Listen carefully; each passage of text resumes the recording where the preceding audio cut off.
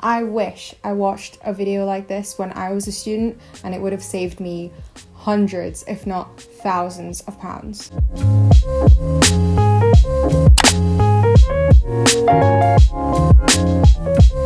So instead, I'm going to tell you all the money mistakes I made when I was a student in the hopes that I can stop you from doing exactly the same thing.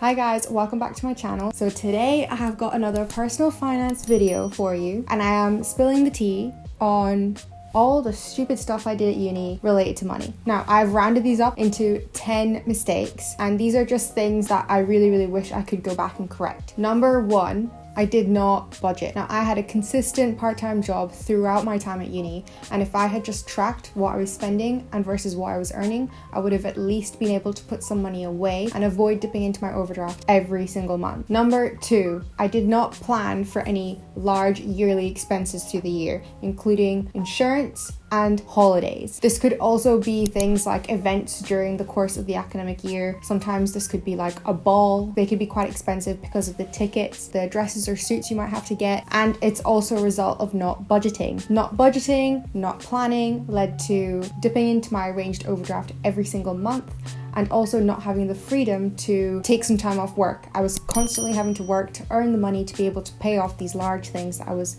incurring through the year. It created so much financial anxiety, especially when I was booking holidays that I really wanted to go on, but knew I would have to either work overtime to try and get the money for it or dip into my overdraft. Number 3, following on nicely, is the fact that I misused my overdraft. And I think this is a huge problem, and I don't actually know anyone who hasn't misused their overdraft, which might even be a bigger problem in itself. But because of my lack of budgeting, because of my lack of spending, I misused my overdraft as a source of extra money when actually it's extra borrowing that I have only just paid off in the last year or so, i.e. over a year after graduating from uni. Number 4 is not utilizing credit cards and cashback. Now, this is controversial because I was spending a lot, but I wasn't spending a crazy amount above my means. And a lot of the shopping I did were food shops, car insurance, holidays, things that if they had been spent on a credit card, then I could have maybe earned some cashback off that. I could have earned travel points because the spending would have been done anyway. Something I do now is all my food shops on a certain credit card where I can get cashback for shopping at certain places, i.e. making the money that you're spending work harder.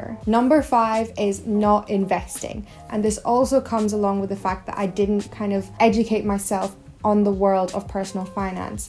Considering I was earning my own money, I was spending a lot, and I was living pretty independently, if I had invested a very small amount back then, I would have known about that side of personal finance a lot earlier, and I would have been 5 years into my investments rather than just 1 or 2 years. With investing, you're playing the game of time, not the game of returns. Number 6 is socializing when I could not afford to. So this is also another thing that's probably common to a lot of people, even post-graduation. It's part of your daily life.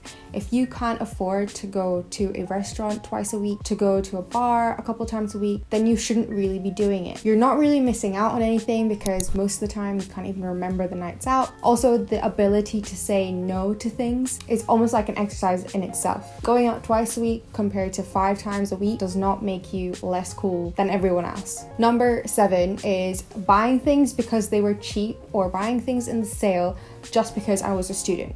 Now, I feel like there is a lot of targeted kind of like advertising marketing towards students, especially in the world of fast fashion. You get these huge discount codes that you can use all the time with sites like Uni Days and Student Beans. The narrative around spending is that you have to spend this because you get a huge chunk off at the checkout. But at the end of the day, you didn't actually need that thing that you were buying. You're just buying it because it's cheap. So change your mindset to you're not getting 50% off X, you're actually having to spend that other 50% to get X that you wouldn't have spent in the first place. Number 8 is needing a new outfit every single time I went out, or every other time I went out. Now, this is a thing that we're all actually trying to deal with even post-graduation. In our daily lives, we're trying to live slower, appreciate our clothes a bit more. At uni, there was a significant pressure to kind of not wear the same thing every time you went out. This is probably because you're also going out like 5 times a week, so you can't wear the same dress 5 times a week, but still, you get my point. Basically, what I'm trying to get at is rewear your outfits. No one's even looking. Number 9 is impulse buying things while you're out for Instagram and for events. Now, personally at uni, we used to go out shopping or just walking around town at least once or twice a week.